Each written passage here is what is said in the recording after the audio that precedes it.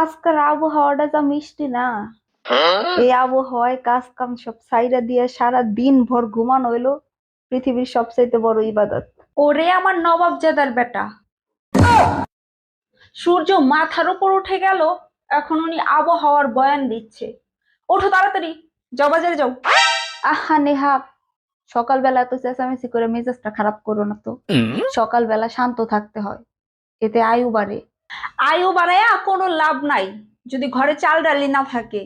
রান্নাঘরে যাও, গিয়া দেখো হাড়ির মধ্যে মাছিতে ক্রিকেট খেলতেছে। এত কথা বাদ, যাও তাড়াতাড়ি বাজারে যাও তো। আহা, ও মা গো, ও বাবা গো, আহ নেহা, হঠাৎ করে পেটের মধ্যে এমন মোচড় দিল, মনে হইতাছে তুমি যে কালকে রাত্রে আমার বাসি ডাল দিয়ে ভাত খাওয়াইছিলা, ওইটার রিয়াকশন করতেছে। ও মা গো।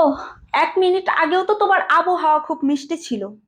বাজারে যাওয়ার নাম শুনলেই তোমার পেট খারাপ হয় কেন, হ্যাঁ? আরে নেহা, তুমি আমার কথা বিশ্বাস করো, দেখো না আমার হাত পা কেমন ঠান্ডা হয়ে আসতেছে।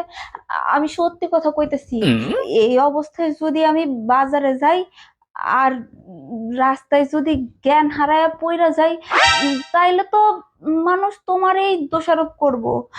মানুষ কইব, আহারে বেচারা, বইয়ের অত্যাচার সহ্য করতে না পাইরা অবশেষে প্রাণ দিল রাস্তায়। থাক, তোমার আর নাটক করতে হবে না। তোমার এই পেট ব্যথার ঔষধ আমার কাছে আছে। তুমি দাঁড়াও, আমি রান্নাঘর থেকে এখনই এই খুন্তিটা গরম করে নিয়ে আসছি, তারপর তোমাকে সেক দিব। আরে বউ, থামো থামো, সেকা দেওয়া লাগবো না। মনে হয় পেটের ব্যথা একটু কমছে। আসলে হইছে কি কও তো, তোমার হাতের ছোঁয়া পাইলে না আমি এমনিতেই ভালো হয়ে যাই। হয়েছে হয়েছে, আর মাখন মারতে হবে না। বাজারে যাও। আর হ্যাঁ, যাওয়ার আগে কান খুলে শোনো। বাজারে গিয়া 1 কেজি আলু, ললিতা বেগুন আর একটা কুমড়া নিয়ে আসবা, যাও। আরে ধর চাই, বেগুন আর কুমড়া, ওই সমস্ত ঘাস পাতা খাইয়া কি মানুষ বাঁচে নাকি? তার চেয়ে চলো না, আজকে আমরা নিরামিষ সেরে ওই যে পাশের গলির ওই শাড়ির দোকানটার থেকে ওই সুন্দর নীল রঙের শাড়িটা তোমাকে কিনে দেই। তুমি কালকে যেটা পছন্দ করলা। আরে, তুমি সত্যি বলতেছো?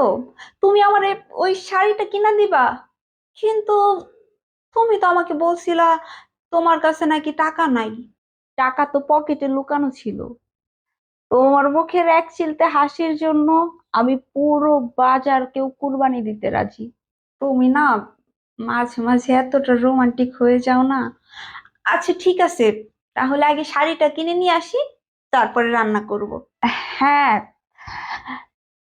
তুমি শুধু একটা কাজ করো। উম শাড়িটা কেনার জন্য যে 3,000 টাকা লাগবে, আমার কাছে 500 টাকা আছে। আর বাকি 2500 টাকা তোমার জমানো ফান্ডের থেকে দাও। মানে আমার টাকা দিয়ে তুমি আমাকেই গিফট করবা, আবার আমাকেই টাকা বের করতে বলছো? আরে নেহা, স্বামী আর স্ত্রীর পকেট তো একটাই, তফাৎ তো শুধু প্যান্ট আর শাড়ির। তুমিও এক, তোমার চালাকিও এক। আজকে তুমি বাজারে একা যাইবা না, ব্যাগ আমি তোমার ঘাড় ধইরা তুলাবো। চলো তুমি বাজারে। প্রিয় ভাই সকল, বউকে পটানোর কোনো চেষ্টা ঘরে ট্রাই করবেন না, পরিণতি খুব ভয়াবহ হয়।